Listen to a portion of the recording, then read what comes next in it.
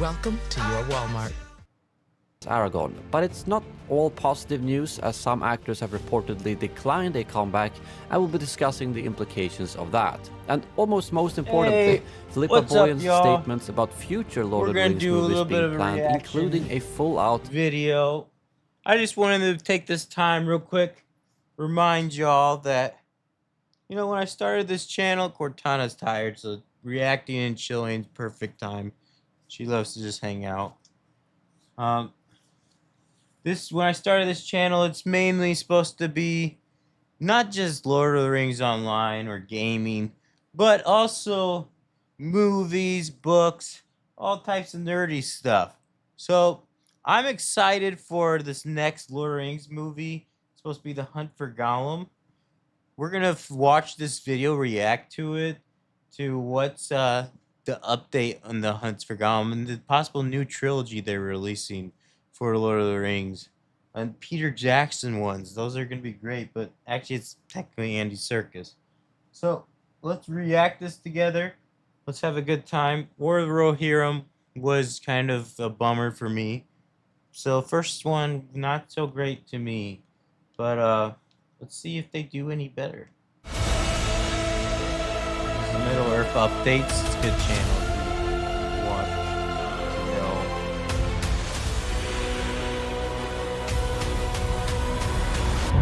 Hey guys, and welcome back to Middle-earth Updates. Today we've got some fantastic news to share about the upcoming Lord of the Rings The Hunt for Gollum movie. We'll be diving into exciting updates, including new details about which actors have been approached to reprise their iconic roles, most notably Viggo Mortensen as Aragorn. But it's not all positive news, as some actors have reportedly declined a comeback, and we'll be discussing the implications of that. And almost most importantly, Philippa Boyan's statements about future Lord of the Rings movies being planned, including a full-out epic new trilogy. So let's get started with a quick...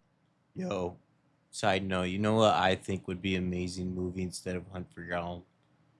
If they finally brought all the Hobbit cast back from the Peter Jackson films and made a movie based off of the chapters they left out of the Fellowship. Like when they go to the Barrel Downs and when they go to the Old Forest, Tom Bombadil and the Barrel Downs. If they would do that, that would sell so much better than this Hunt for Gollum. Not saying Hunt for Gollum is going to be bad, but that would sell really well. I've so many people, because it's perfect. It's just perfect. It's the missing piece we're missing. Overview of the Hunt for Gollum movie, and then we'll break down all the latest details in regards to the returning actors and the upcoming trilogy. Very exciting stuff. And when it comes to the Hunt for Gollum movie, the story has the potential to bring us an incredible chapter in the Lord of the Rings saga, delving into events that fans have long speculated about. The plot could focus on Aragorn's literal hunt for Gollum. This journey would take him close to the borders of Mordor, eventually leading to the capture of Gollum in the Dead Marshes. Don't do that. We have a fan film that did that. I hope we get to see more of Mordor and Gollum being tortured, and actually get to see Sauron and everything, more of that side, because we didn't get to see much of that through the trilogy. I feel like the actual inner workings of how Mordor worked, and I feel like imprisoned Gollum story could be cool. The Gollum video game that's completely bombed did basically a story of that, but I would like to see the movie done, and then make the first third that, and then make the second third about Aragorn and Gandalf trying to go capture him, and then the last third of them bringing him back to the Woodland Realm, and then him escaping. That would be the pinnacle in just one movie. Don't stretch them out to multiple. I hope when they say trilogy, they mean there's different movies that are connected after, not all Hunt for Gollum. From there, we'd see him brought to the Woodland Realm and meet Thranduil and his interrogation by Gandalf, and then later his eventual escape during an orc attack. And the movie could even conclude with Gollum being trapped inside the Mines of Moria, a pivotal setup for the Fellowship of the Ring. Even though these details have mostly been speculation so far, Philippa Boyens revealed in a recent interview that The Hunt for Gollum is set. Comcast Business helps turn businesses into seamlessly restocking, set during the Fellowship of the Ring era, shortly before Frodo Baggins leaves the Shire for Rivendell. And it begins with Gandalf sending Aragorn on a quest to find Gollum, who the wizard fears may reveal information about the One Ring to Sauron. So, as a lot of people speculated, the movie will indeed be set between Bilbo's 111th birthday and the events happening in Moria. But there is also a twist. It might go even deeper into Gollum's past. The story could reach as far back as Gollum's first emergence from the Misty Mountains as he tries to track down Bilbo. If this happens, it would effectively turn the film into a bridge between The Hobbit and the Lord of the Rings trilogies, weaving the two sagas together even more tightly. But this particular part is just speculative at this point, to be completely clear. Andy Serkis, the legend behind Gollum himself, is stepping into the director's chair for this project, as well as actually reprising the role of Gollum. If anyone understands the nuances of this character, it's Serkis, and I'm eager to see how his directional vision shapes the film. And speaking of legends, Fran Walsh, Philippa Boyens and Peter Jackson are serving as producers. With this powerhouse team at the helm, it's no wonder a lot of people are already excited about this project. Interestingly, it seems like the story has been in the works since October last year, which shows how much care and effort are being poured into this development. And if these details are true, this could be one of the most exciting additions to Middle-earth we've seen in years. Now let's talk about what Philippa Boyens recently revealed about the hunt for Gollum. In an interview with the Playlist, Boyens shared some exciting details about Aragorn's pivotal role in the upcoming film, and yes, they're hoping to bring back Viggo Mortensen to reprise the character we all know and love. So will Viggo actually return? Well, Boyens said that it's ultimately up to him, and they're still in the early stages of the project.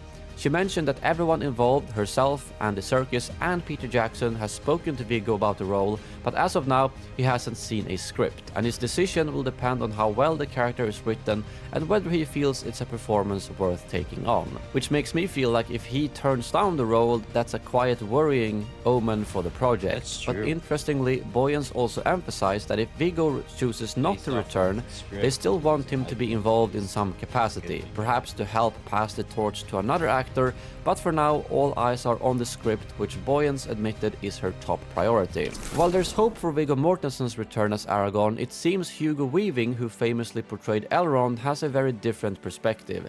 In a fairly recent interview, Weaving shared his thoughts on the idea of returning to Middle-earth, and they weren't exactly positive. He explained that while he loved being part of the franchise and appreciated the experience of working in New Zealand with Peter Jackson, he feels that he's had enough of Middle-earth. In his own words, "I don't imagine anyone would ask me to do it again."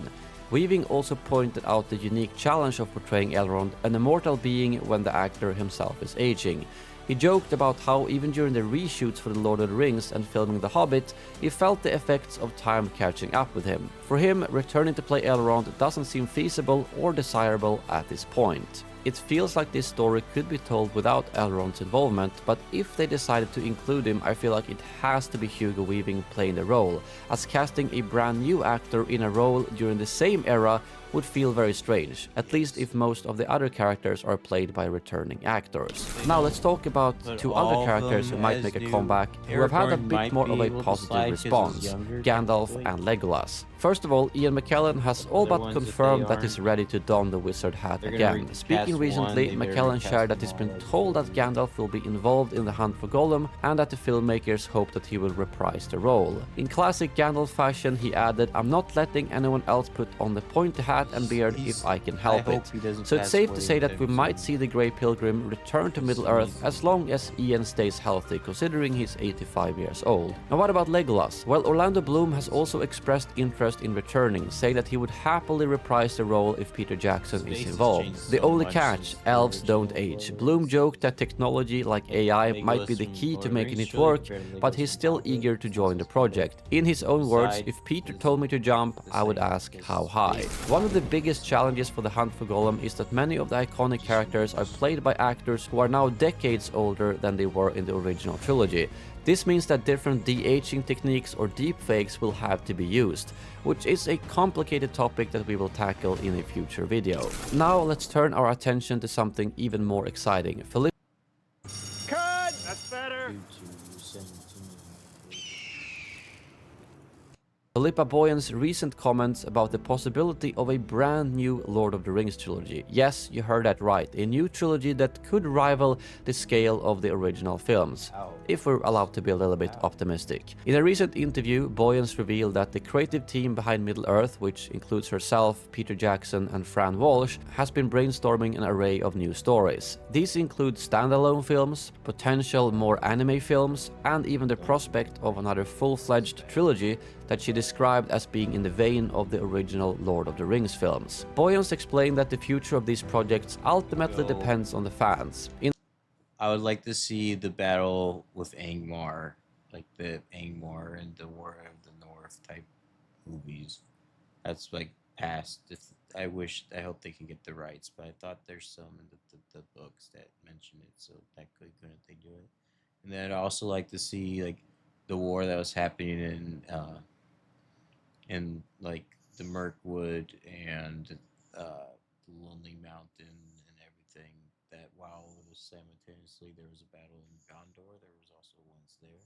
I'd like to see a movie on that perspective of the final chapter of Lord of the Rings. In her words, we're in the audience's hands. If there's an appetite for it, we've got more stories. She added that while she personally leans towards exploring standalone tales after The Hunt for Gollum, there are several epic particular stories that could be adapted into a traditional trilogy format. This is obviously big news and it opens up the doors for some thrilling possibilities, but what could this potential new trilogy look like? Let's dive into some speculation on the big contenders for a story of this size. One of the most compelling candidates for a new trilogy is The Wars of the Witch King and Arnor. This epic saga set in the Third Age tells the tragic story of the northern kingdom of Arnor, its struggles against the Witch King of Angmar, and its ultimate fall. It's a tale filled with drama, heroism, and heartbreak that could rival the original Lord of the Rings trilogy in both scale and emotion. The story could begin by introducing Arnor at the height of its power, then detail how Elendil's once great kingdom splinters into the rival realms of Arthedain, Cardolan, and Rhudaur, driven by political intrigue and competing ambitions. The Witch King's rise would come into focus as he infiltrates Rhudaur, turning it into a puppet state with its leaders corrupted and loyal to his will. The narrative might also highlight places like Fornost, the fortified stronghold of Arthedain, and the borderlands rife with tension between the three fractured states. The focus would then shift to the Witch King's war against the Northern Realms, where we could see dramatic sieges of key locations such as Amunsul, also known as Weathertop, as seen in the Fellowship of the Ring, where the men of Cardolan make a valiant last stand before the tower falls. The Elves of Rivendell, led by Elrond, could stage critical counterattacks, while Galadriel and the Galadrim offer strategic support to the faltering Dunedain. These scenes might bring to life the forests of Lindon, the rugged hills of Eregion, and the desolate lands where the battles rage against the Witch King's forces of orcs and Barrow-wights. And the potential finale to the story would center around the Battle of Fornost, where Gondor's Prince Ernur leads an army to aid the pressed Arthedain forces. Fornost, with its high walls and embattled streets, becomes the stage for an epic confrontation between the united forces of men, elves, and the Witch King's dark armies. And after fierce fighting, the alliance drives the Witch King from Fornost, forcing him to retreat to Angmar. The devastation, however, leaves Arnor in ruins, with important moments like Glorfindel delivering his iconic prophecy about the Witch King's eventual doom. Do not pursue him, he will not return to this land. Far off yet is his doom, and not by the hand of man will he fall. Directly linking the story to the Lord of the Rings and the Return of the King. The storyline would provide a rich exploration of Middle-earth's history, giving us a deeper understanding of the Dunedain, the origins of the Rangers, how the Hobbits settled in the Shire, and the Witch King's rise to power. I personally think that this is the most likely story to be told in a trilogy, simply because it ties directly into so much in the Lord of the Rings, and most importantly, it has a lot of untold stories that the casual audience might not have heard about other than brief mentions. And it also includes enough epic moments to create some very memorable scenes. With Kodiak in your back pocket, you'll never have to worry about midday crashes ever again. But there is also another compelling direction that a trilogy could focus on, which would be the conflicts in the Northern Realms during the War of the Ring, running parallel to the events of the Lord of the Rings. Because while Frodo and the Fellowship journey to destroy the One Ring, the northern regions face their own battles against Sauron's forces, highlighting the broader struggle across Middle-earth. The story could delve into Dol Guldur's assault to Mirkwood, where Thranduil's elves defend their forested homeland against waves of invaders. The woodland realm endures fierce battles with fire and destruction threatening its borders, but the elves still emerge resolute. Simultaneously, Lothlorien faces its own sieges, with the Galadrim standing firm under Galadriel's leadership and the protective power of her ring Nenya. The narrative could also explore the desperate resistance of the woodmen in Mirkwood while shifting to the Easterlings' invasion of Dale and Erebor. The men of Dale, led by King Brand, and the dwarves of Erebor under King Dane Ironfoot, unite to defend their lands. Their efforts lead to a heroic but costly defense, culminating in a retreat to the Lonely Mountain after the loss of both leaders in a climatic battle before Erebor's gates. And the conclusion of the trilogy could focus on the turning point of these struggles. The news of Sauron's fall shifts the momentum, enabling the new leaders Bard II of Dale and Thorin III Stonehelm of Erebor to rally their forces and drive the Easterlings from their lands. Meanwhile, the elves of Lothlorien, led by Celeborn and Galadriel, cross the Anduin to confront Dol Guldur. The fortress falls, and Galadriel's destruction of its walls marks the end of Sauron's lingering influence in the north, cleansing the forest and bringing hope to the region. This trilogy would instead spotlight the resilience of the Northern Realms and their pivotal role in the War of the Ring, offering a fresh perspective on the larger conflict while delivering epic battles and moments of profound heroism. I think they could go for this story if they really want to tie it into the original Lord of the Rings trilogy and get the same audience in there by referencing events and characters that people are already fond of. So it's a little bit more risk-free than telling the story of Arnor, but it could also turn out to be very mediocre and feel like it's just right in the nostalgia from Lord of the Rings. But well, that wraps up today's news and speculation. It's truly an exciting time to be a Lord of the Rings fan. The future of Middle-earth definitely looks brighter than ever. But what about you? Which projects and news has you most excited? And out of our two ideas for the new trilogy, which one do you think would fit best? Let us know in the comments below, as we love hearing your thoughts. Before we go, a massive thank you to all of you for helping us hit 100,000 subscribers. It's been an incredible journey and we're beyond grateful for your support this year, not just by watching and sharing our videos, but also through your enthusiasm for our Middle-earth inspired merch. Seeing your love for this work. What is it? Alright, we will watch the deleted scenes You know, rings together. I'll call it a night. over the years, there's all this rumor of there's more footage out there we haven't seen. Are we going to see an even longer cut of Lord of the Rings down the road? If there's enough interest from people. As you can imagine, they filmed a lot for the Lord of the Rings movies. In this video, we'll explore all of the deleted and alternate scenes from the Fellowship of the Ring that we know of, drawing from basically everything we could get our hands on. Note that there might be many more scenes that we don't know of. Peter Jackson revealed that they have around 1,300 hours of raw footage for the trilogy, which is a lot. While an extended edition 2.0 seems unlikely at this point, here's at least a glimpse into what that could look like and the vast world of unseen material. Let's get straight into it. First off, we have the prologue, a section which has had a lot of different versions and a lot of cut material. One of the biggest things that they actually omitted is the character of Gil-galad. Gil-galad was removed completely from the prologue, except for one brief scene where you can see him killing an orc and him being one of the elves receiving the ring. In that original prologue, they name him multiple times, both saying that he marched together with Elrond and Elendil, and also that he was killed by Sauron, something that they actually filmed, and that would be very accurate to how he died in the books. A very brutal scene where Sauron basically lifts Gil-galad up and burns him to death with the heat of his hand. Actor Mark Ferguson said that he was really surprised that they cut him out completely. Of course, at the beginning I thought, there's no way I could be cut out. I'm central to the plot, really. Having, by being the only one who was going to go head-to-head with Sauron, and it's while that battle is happening. They already had Elendil show up and then die within a minute, so to have another character do that would just be a little bit confusing, and they instead decided to put the focus on Elrond, who would show up throughout all 3 movies instead of introducing yet another character that would die a couple of seconds later. A lot of ideas were considered for the prologue, and many were taken even as far as being filmed and recorded. Originally, the prologue was much longer and more complex. Much of this was changed and simplified in the final version of the prologue that we see in the movies. In the original prologue, we first zoom into Lothlorien and see elves dancing and running around the forest, and there's footage and images from multiple sources for this particular part. The camera then moves to Dimrill Dale and the flourishing kingdom of Khazad-dûm, where we see dwarves mining and crafting, something which is a bit sad that they removed, as we only get to see Moria after its downfall in the movie. But we're not sure if this was ever filmed, but some of the ideas seems to have been implemented in the prologue of the first Hobbit movie in Erebor, as some of those shots are very similar to the ones here. We then see the race of men, the Rohirrim, Minas Tirith, the Halls of Kings, and then Mordor and Sauron, established as a Maya spirit as well as the Dark Lord. We also see the elves of Eregion forging the Rings of Power.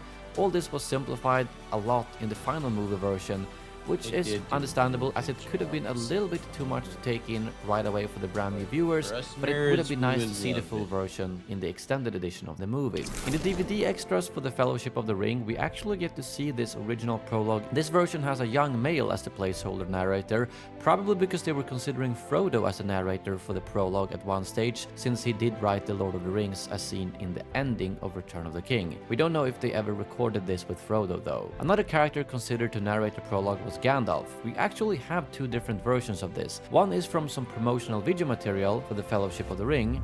Legend tells of a ring created by an ancient evil that gave its wearer the power to enslave the world.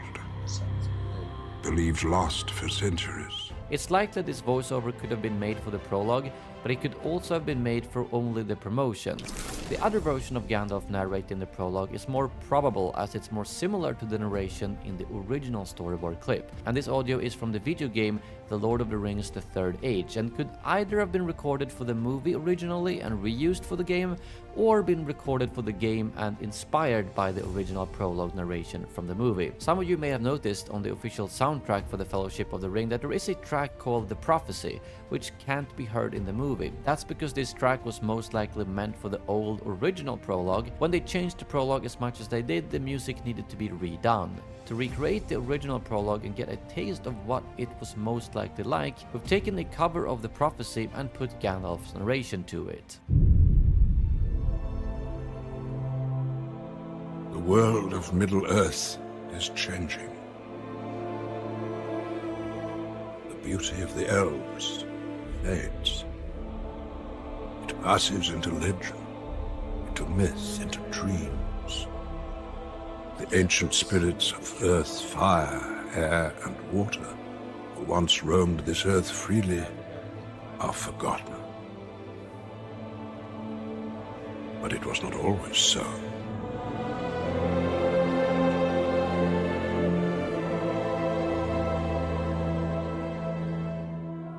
More time was also spent filming the 7 dwarfs and the 9 men receiving the rings than you would have first thought from watching the movie. There are more angles and photos from these scenes. The storyboard and the behind the scenes material show that they actually wanted to show Sauron forging the ring, where he would have molten gold in his hand and then stab himself with a dagger, and the blood and gold would then mix and form the ring around his finger. You can briefly see this in the final prologue, as the scene where they talk about the forging of the ring, he holds a bloody dagger in his left hand if you look carefully, which is a leftover from this forging scene I just mentioned. And this then leads us into the War of the Last Alliance. A lot was cut from this, such as Gil-galad, as said previously, but there was also much more battle footage cut, which happened a lot during all of the battle scenes throughout this trilogy. Shots of orcs, elves mobilizing before the battle, and even magazine images of dead Gondor soldiers. As seen in the DVD extras, the scene where Elrond tries to convince Isildur to cast the One Ring into the fire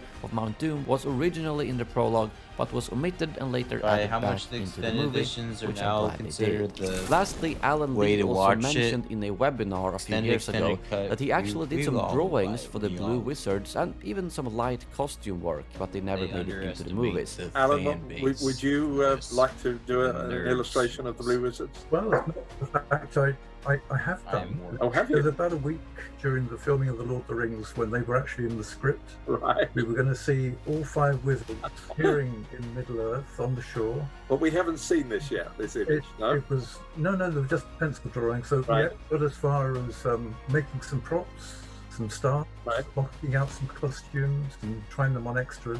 The idea was dropped before it was committed to film. They would most likely also have shown up during the prologue, as he said that we were gonna see all 5 wizards together, indicating that it's obviously before the fall of Sauron. Nevertheless, there was a lot of different versions of the prologue and things that were cut, and hopefully at some point we will see some of this material, especially the forging of the ring by Sauron would have been really cool to see the material for. Next up, we have a little bit of an extended scene with Frodo and Gandalf when Gandalf first arrives in the Shire. You've painted a lonely mountain. More talk about Bilbo as well as Gandalf teaching Frodo Sindarin from one of the books that Frodo is reading. Echenin, it's from the verb echedo.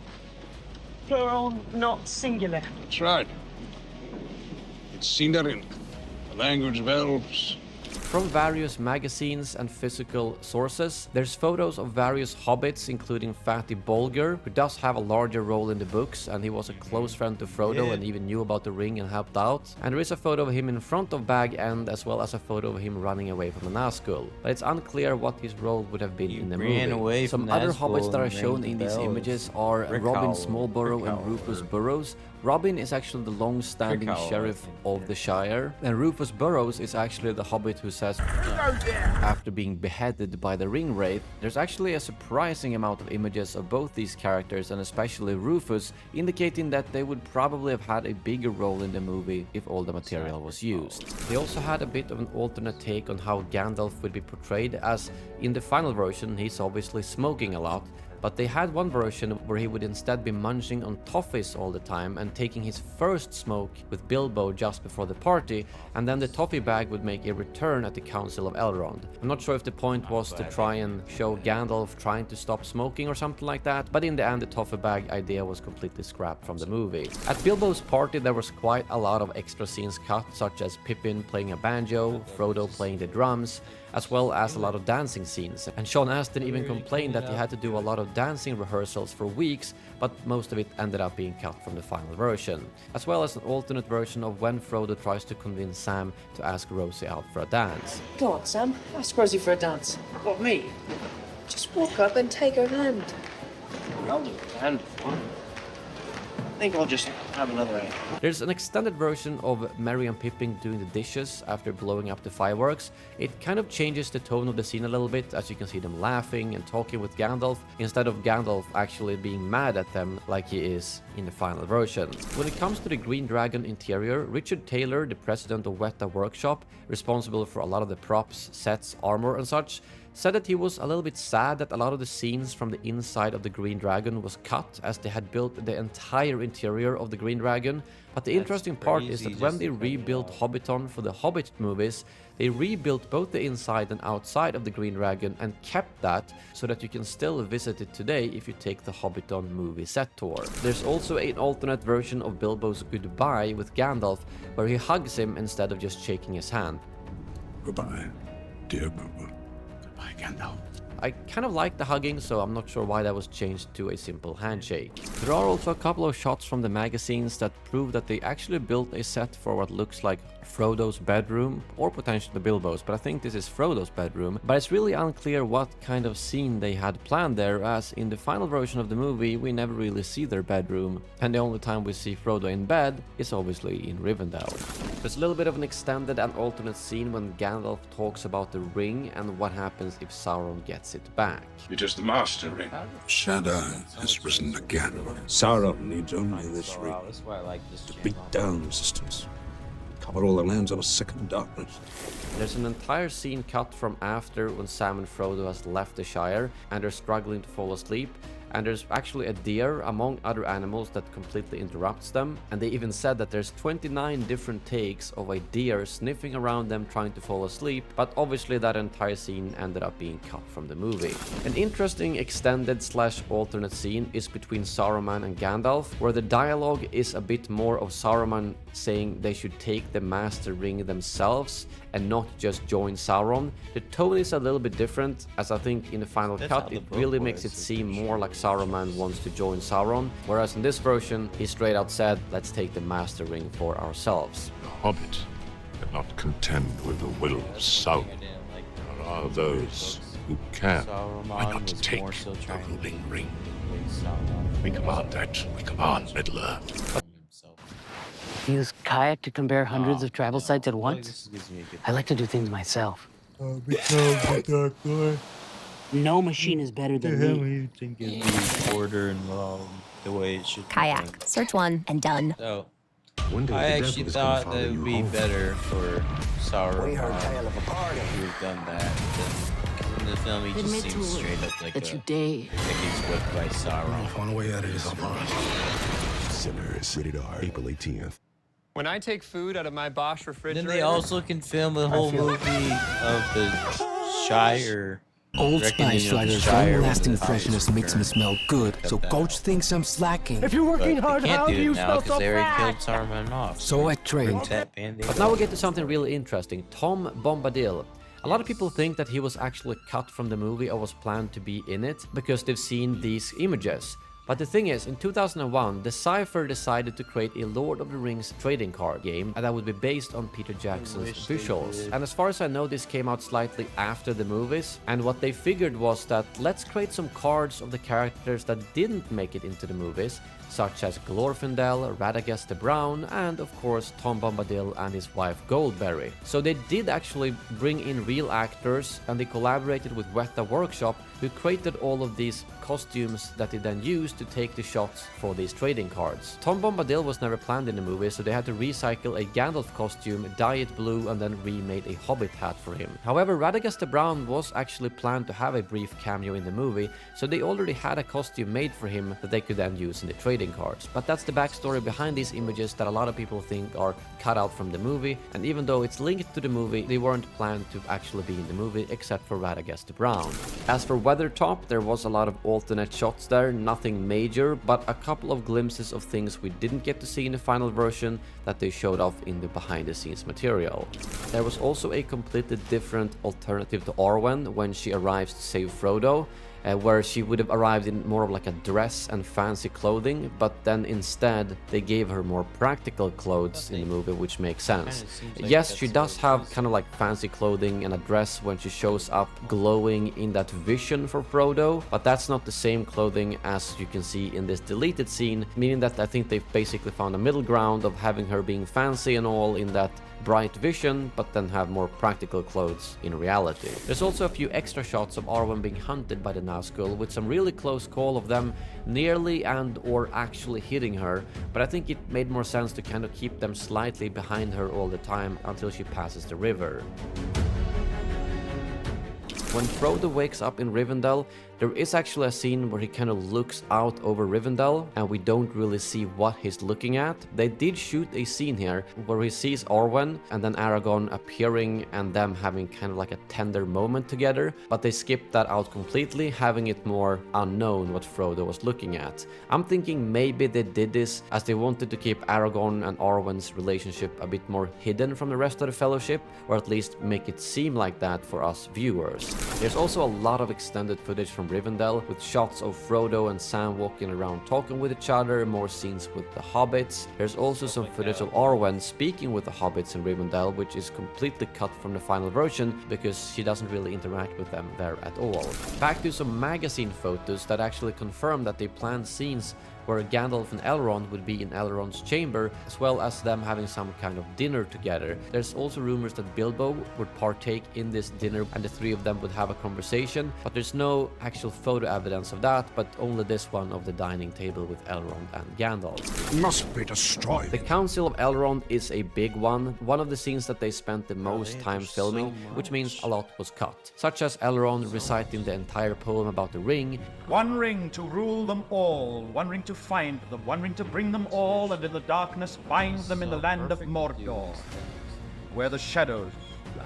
As well as Gandalf talking about how Sauron forged the ring and how it even contains his blood. Sauron himself forged the One Ring. Molten gold mixed with his own blood. Contains his life force. Again, this could be where the forging of the ring scene I talked about during the prologue could potentially be, but I still think it was supposed to be in the prologue. Some more extended dialogue, such as Elrond mentioning that the 9 companions of the Fellowship matches the 9 members of the Ring Wraiths. 9 companions to match the 9 ring wraiths. Some goofy dialogue between Merry and Pippin. Did you hear that? We're part of the Fellowship. As the Fellowship prepared to leave Rivendell, there was an extended farewell between Elrond and Frodo, featuring a one-on-one conversation. Additionally, there was a brief moment between Arwen and Legolas as they said goodbye, suggesting that they might have known each other before, and other than this deleted scene, we don't really have any interactions between Arwen and Legolas at all, and both of these scenes were completely omitted from the final version of the film. They filmed a lot of aerial shots of the Fellowship, and there's plenty of unused material for that, both from up in the snowy mountains and down on the plains as well. And apparently they shot a scene of Gandalf stumbling down a steep hill and Legolas catch him while he says, "Blast, why did the Valar send me here in this old man's body? No matter, it is not the strength of the body that matters, but the strength of the spirit." A scene that I think would have been quite nice to actually have in the movie, but unfortunately that was also cut. The Doors of Durin was a heavily cut scene that was initially over 6 minutes long, where there was a lot of interplay between the characters and comedy from Merry and Pippin. In the end, I think it was cut down to less than half of what it was supposed to be, but obviously a lot of things got the axe in this movie to make sure that the movie was a reasonable length. You don't go over the mud. Then they made the Hobbit. Same thing goes for the inside of Moria, where there was a lot of miniatures built that weren't shown to their full extent, and some short scenes with more conversation. It is a marvel. Oh, no. But something that I find really interesting is that the scene when Aragorn stabs the troll with a pike, you can see a lot of blood gushing down in front of Aragorn, but this was completely omitted from the movie to keep the age rating down. And that happens throughout the entire trilogy, where they filmed more gory blood scenes, but that had to be altered in order to keep the age rating down. To the bridge of Khazad-dûm. There's also a couple of short scenes to fill out, like when the Fellowship exits the chamber, or Boromir having a stare-off with a goblin. After Gandalf falls and the Fellowship exits Moria, there's a scene where they start to fight amongst each other and argue if it's the right thing to do or not to enter the forest, since they know it was dangerous and all the elves being there. And after that, there's a fairly large section that's cut, which is unfortunate, as it's one of my favorite deleted scenes, which are the goblins actually hunting the Fellowship across both the mountain outside of Moria as well as into the forest. And when they get into the forest of Lothlorien, the goblins catch up to the Fellowship, causing a bit of a standoff. And this is the introduction to the elves, where they fire a huge volley of arrows that appear out of nowhere, killing all the goblins that were hunting them. There's actually a lot of footage and images of this, as you can see in the background, and I would have loved to see this, especially since they seem to have filmed so much of it, even of goblins being scattered all across the floor. The final cut of the movie was very short in this section in order to progress the story faster, and to some degree I can understand it, even though I would have loved to see some more elf versus orc action. They do say in the behind the scenes material that the entire section in Lothlorien was the one that was actually most heavily cut in the final version, and there's some extra dialogue between Haldir and the Fellowship while they're trekking and they look out towards Dol Guldur and discuss the growing evil there before they reach the Treetop City, something that was confirmed in the official script of the movie. And while they're in Lothlorien, there's a scene of Boromir explaining how he got over the death of one of his comrades, trying to comfort the hobbits after the death of Gandalf. There's also a lot of extra shots from the scouring of the Shire, such as like brutal scenes with orcs chucking around hobbits, and this is most likely from when Frodo looks into the mirror of Galadriel, and they might actually have had a more full screen view of this that was cut out and replaced by the version we see in the final film. If you move over to Isengard, there is a deleted scene of Lurtz choking the orc overseer. I'm guessing they simply removed this because he already chokes another orc when he's born earlier in the movie, so it doesn't really make sense to have him choke 2 orcs. That would just be overdoing it. There's also a deleted line from Sauron. It's a bit unclear who he's talking to though, but he says the Grey Wizard is dead, his ragtag fellowship is leaderless, there's none left to defend it. It could potentially be when he talks to Sauron through the Palantir, or maybe to Grima Wormtongue. In the storyboard, we can see an action sequence from the book where the Fellowship is ambushed by orcs in the Sarn Gebir Rapids while traveling on the Anduin River after leaving Lothlorien. There's also this concept art of possibly this sequence taking place in the night instead of the day, and also potentially Gollum being on the log. It's said that this scene was partially shot because the set was destroyed somehow, but we couldn't really find a lot of information about it on the internet, so most of the sequence is still quite unknown. But if you know anything more about it, let us know in the comments below. Another magazine shot is of Frodo sleeping on the head of the statue in the forest before the confrontation between him and Boromir, or at least it looks like he's sleeping there.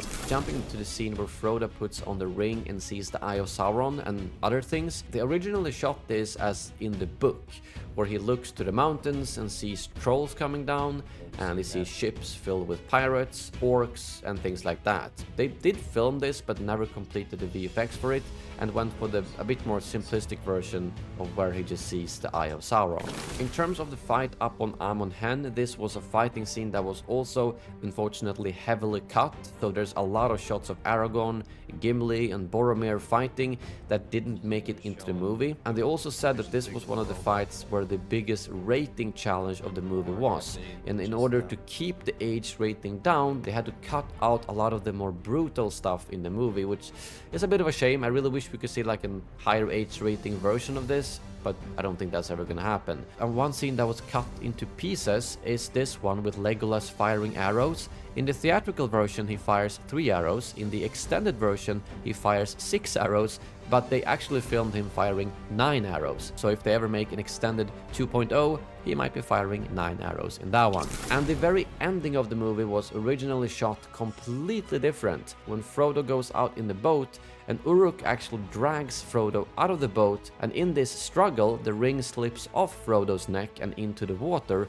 and the Uruk then gets completely captivated by it and literally drowns, while Sam then helps Frodo out of the water, whacks the Uruk-hai, and retrieves the ring. I personally think that sounds a little bit weird, and I could totally understand why they ended up changing that for the final cut of the movie. But those are all of the deleted and alternate scenes from the Fellowship of the Ring that we dug out. We tried to find it both online and even going to libraries to borrow some old Lord of the Rings books, which did have some of these images in them. I also want to mention that we do have videos up for both The Two Towers and Return of the King, so check out those if you are interested, and also let us know if you want to see us do the same thing for the Hobbit trilogy, as we would love to dig into that next. Thank you very much for watching, and as always, chill night. the orcs be with you. I'm gonna go to bed. I think Cortana's ready just to actually be at a permanent spot to go to bed.